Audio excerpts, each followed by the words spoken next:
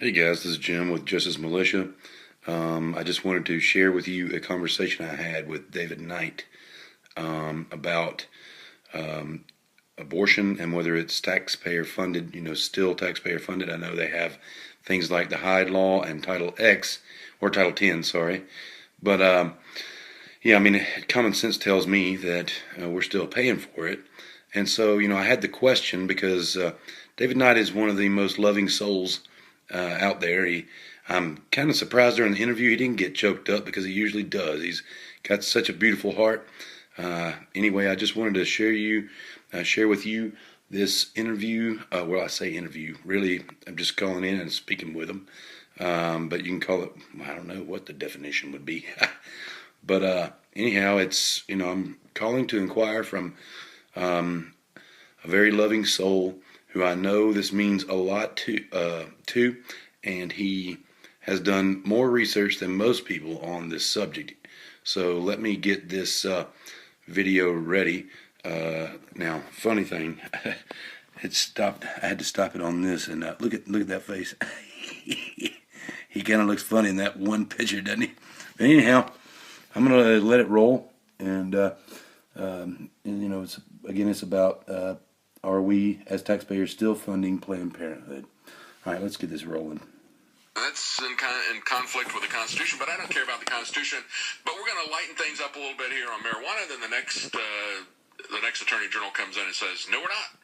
And so you got this back and forth, which wouldn't be there in the first place if they would follow the Constitution. We would have a broad-based consensus on what we're going to do, like they did with alcohol. And when they got rid of federal prohibition of alcohol, you still had some states like Mississippi that went for a number of years still prohibiting alcohol everywhere. We still got a lot of places in the South where you can't sell beer on Sundays and so forth, all the blue laws that they've got, or prohibiting the sale of alcohol unless it's a state agency, the ABC Commission. And so, as we used to say in North Carolina, the biggest drug pusher in North Carolina was the state of North Carolina because they were the ones selling all the alcohol. All right, let's go to, thanks, Joe, for calling. Let's go to Jim in Georgia. Go ahead, Jim.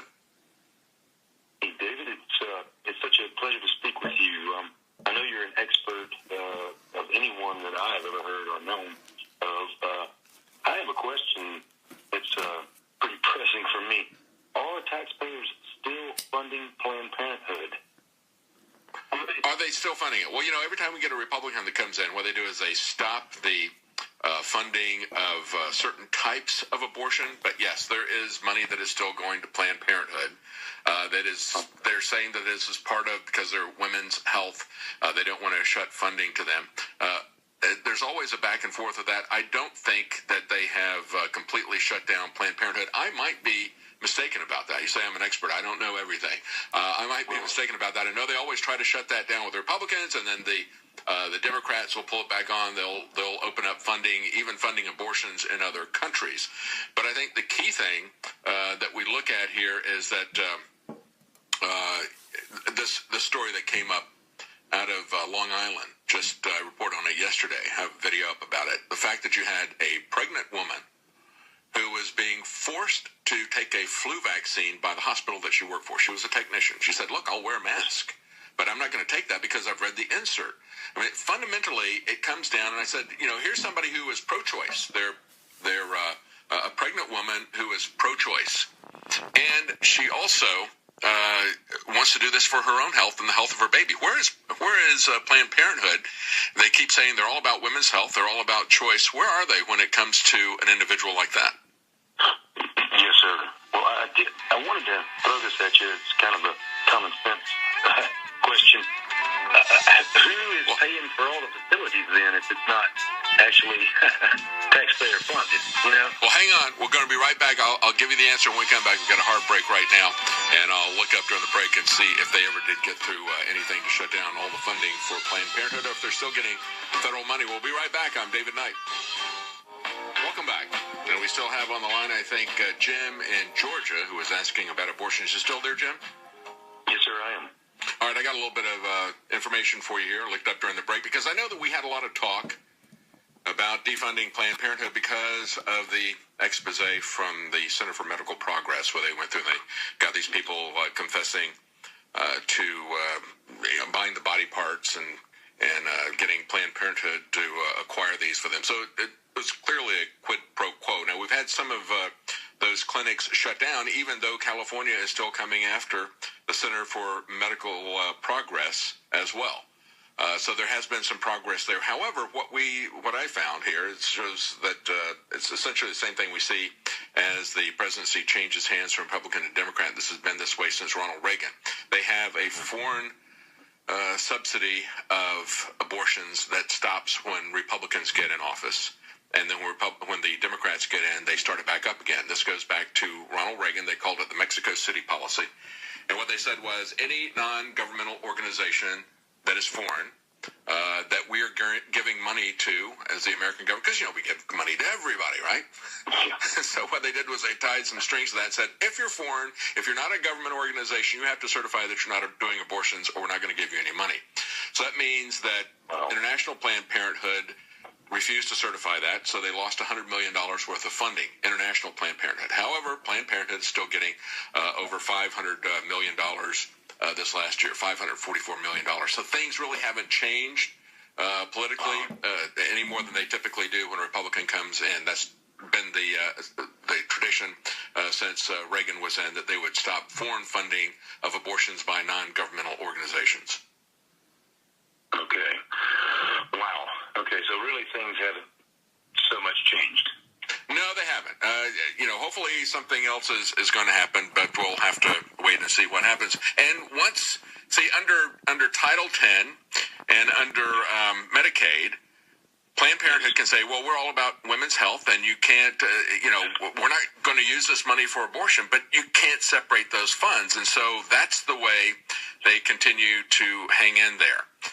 And so unless they come into a situation where they say, if you do, kind of like they did with the Mexico City policy, where they have to certify they don't do any abortions, unless we do something like that, they're going to continue to fund them through Medicaid. And who knows, maybe they're talking about Medicaid reform, saying that states that just came out today, as I reported earlier, the Trump administration said we're going to allow states, because 10 of them have asked for the permission to do so, to have work or training requirements at the very least. Are you getting some new skills so that you can support yourself? Because Medicaid is a welfare program for people who don't have any money to give them health care, to give them health insurance and so forth. So they're saying the states will be allowed to impose these work or training requirements for people who are on Medicaid. Maybe while they're doing that kind of reform, maybe they could do something about Planned Parenthood as well. But that's the status of where we are, Jim. Yes, sir. Okay. Well, another long line of very good reasons not to comply. It's so scary not to. But then again, this is human life, and I'm being forced to pay for something that is really from the belly of Satan. It's not. That's right. That's right. It's not. This ain't cool. You know what I'm saying? Oh yeah. It's a really horrific thing, and it's there's a partisan movement here. Like I've said many times, the only choice that they want to give people is a choice of whether or not they want to kill their kids when they say they're pro-choice. Because we just saw in that case of that pregnant person working in the hospital who lost her job because she did not want to endanger her child's life, because she didn't want to endanger her health by taking a flu vaccine while she was pregnant. That was always something that they said, do not do that. And they still say, she said, I read the inserts. I saw what the CDC had on its website. They said, get your doctor's opinion on this. She said, I did, and they said, don't do it. But then they fired her. So, we see that kind of coercion going on all the time. All right, I've got a lot of people on the line. Thank you, Jim. I want to move on to Lee in Washington. Go ahead, Lee. Well, that was it, and I appreciate you guys watching. Like to get to the bottom of things, and a lot of common sense is involved. It's common sense is many times just not trying to believe in some fairy tale just because you feel comfortable, So anyway, I just wanted to share that conversation. I guess that's the best name for it. A conversation with David Knight and Jim Higginbotham from Justice Mulisha. I appreciate you taking the time to check it out. Much love to you. Goodbye.